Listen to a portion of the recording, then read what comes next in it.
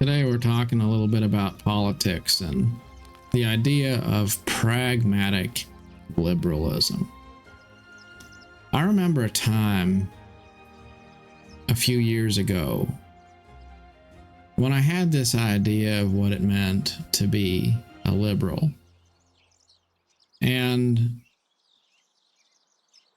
if I was going to tell you what that experience was all about, I would say it was kind of it was represented well in the confluence of culture in Seattle at that time. There were educated people that worked in the technology fields for companies like Boeing and Microsoft. And there was a desire to be educated in things of the world, to be mindful of the global community that we're part of. And I was impressed by a lot of the things that I saw the Bill and Melinda Gates Foundation doing. I loved going to see the symphony. I loved being in a city where it felt like people were interested in things like sustainability and good stewardship of the earth, where people had a broadness of perspective. And in so many different little coffee houses, I remember getting lost in the city, and it just felt pleasant and it felt invigorating. And it wasn't even really about saying that I was aligned with any particular political party. It wasn't really about that. It was more an attitude toward life that was focused on intellectual enlightenment. It wasn't extremist at all. Then fast forward to now and today and the way things have been in more recent times. And I guess if I had to say where I align politically, I'd say I'm more of a conservative. And yet, that doesn't mean that I don't believe in progressive ideas. What it really is that liberalism has been hijacked by activist liberals. People who have extreme attitudes toward the world. And they say that they're liberals, but they're not the kind of liberals that we think of when we talk about Plato or ancient Greece or something like that. They're people who fall in prey to the same sorts of extremist attitudes that they decry as being problems on the right. You have people on the right that hate people on the left, and people on the left that hate people on the right. And then they find these issues which they turn into signature issues that supposedly represent their cause, like the LGBTQ issues and stuff like that.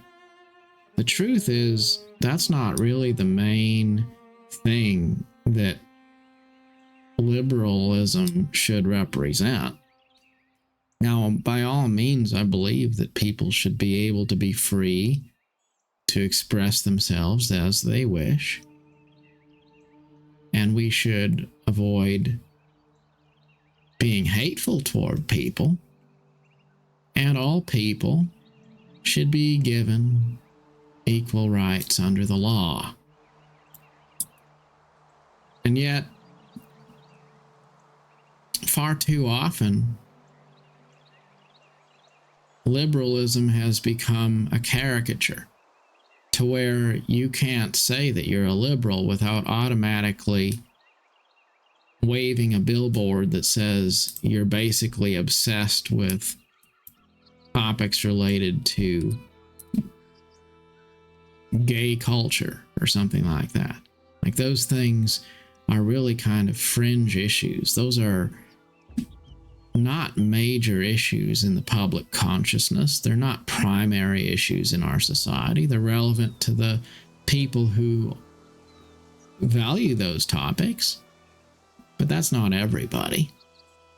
Liberalism used to be a little bit more of a thing that was a broad appeal, something that would apply to the average person, not something that's just a tool used to sow dissent and to stir the pot. Conservatives and liberals both are equally guilty of this, I believe, because now being a liberal means that you're not aligned with the conservatives. Being a conservative means you're not a liberal. That's basically the attitude that's out there. It's not about what you stand for. It's about what you stand against. And at the core of what pragmatic liberalism is, must be the conceptualization that we don't take a side at all. Because being a pragmatic liberal means having a foundational respect for people who are different than you are. And to accept people who are different than you are, you have to accept that they may have convictions which are in conflict with your values. So you see, as a pragmatic liberal, I will look at a conservative Christian and a conservative Muslim, even if those two people have polarizingly different views culturally and religiously, I will view both of them as beautiful, as deserving to exist in their unadulterated and pure form. And perhaps I don't agree with either of them. And yet, I still can see the equal good in both of them. And even if they choose to despise me, I can still respect them for who they are. I can even go so far as to acknowledge that it's important for them to express their faith in a genuine way, perhaps at my expense. Now, that doesn't mean that I'm going to say it's okay for them to physically harm one another. But when it comes to discourse, it's okay for them to have differences which undermine their mutual respect for each other. Because sometimes it's better to have people who don't respect each other socially, but who are free to express themselves, than it is to muzzle people and to try to stifle voices of dissent, to say that we are so determined to mandate equality that anyone who says anything that might be offensive should be shut up and deprived of liberty. That really is not a liberal attitude at all. That's an extremist attitude. So you see, activist liberalism is not the same as pragmatic liberalism. Pragmatic liberalism understands that you have to look at all different sides and see both the good and the bad in them. And within the equal protections of the law, to respect everyone's liberty. to express those differences, even if that sometimes results in a polarizing and inconvenient experience for some.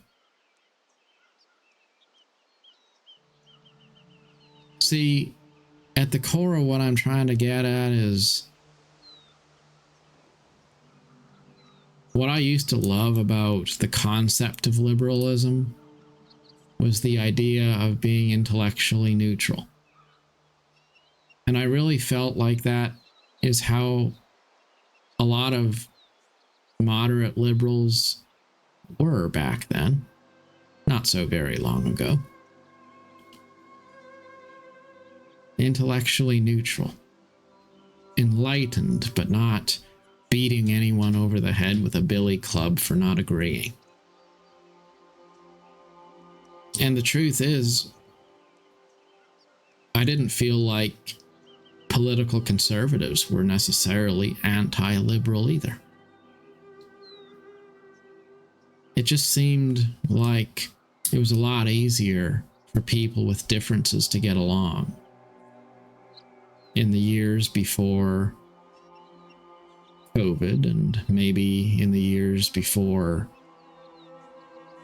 Trump even. There was that moment when President Trump became a polarizing element that divided people and made them want to take sides. And it really hasn't been the same since.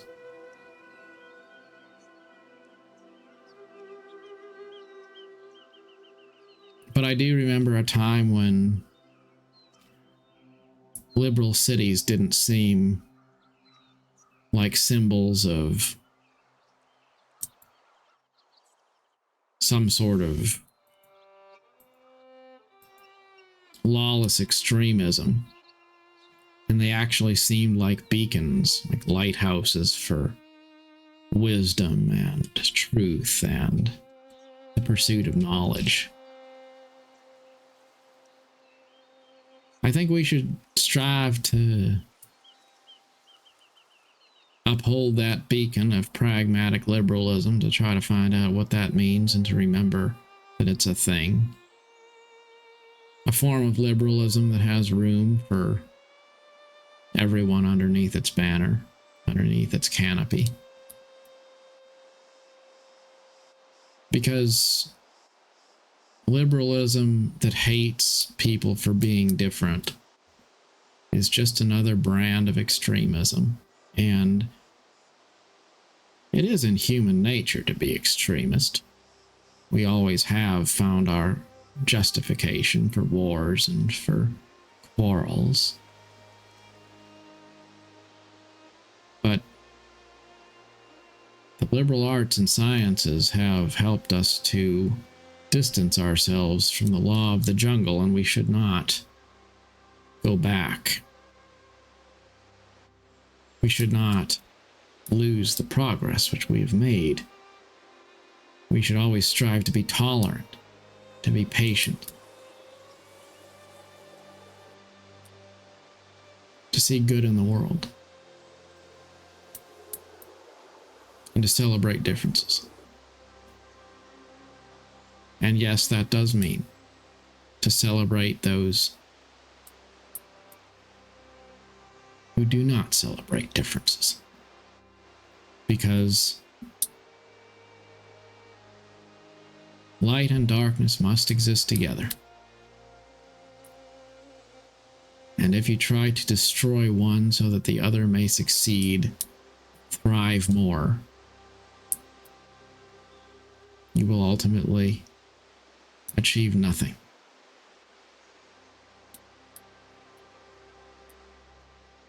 Any more than it's possible to fight against the sunlight or to fight against the darkness.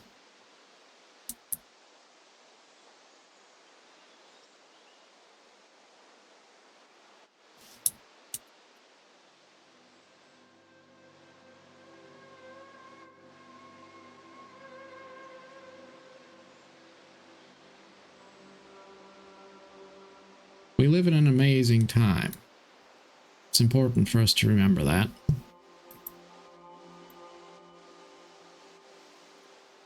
Because there are a lot of voices out there that try to suggest that we're on the edge of the precipice and the best of our human experiences behind us and all that sort of thing. It's important to remember that there have been many, many times in human history when people have thought that the best was behind them, that all hope was lost. And it's always been the case that there's an ebb and a flow to the ways of the world, and some will live and some will perish.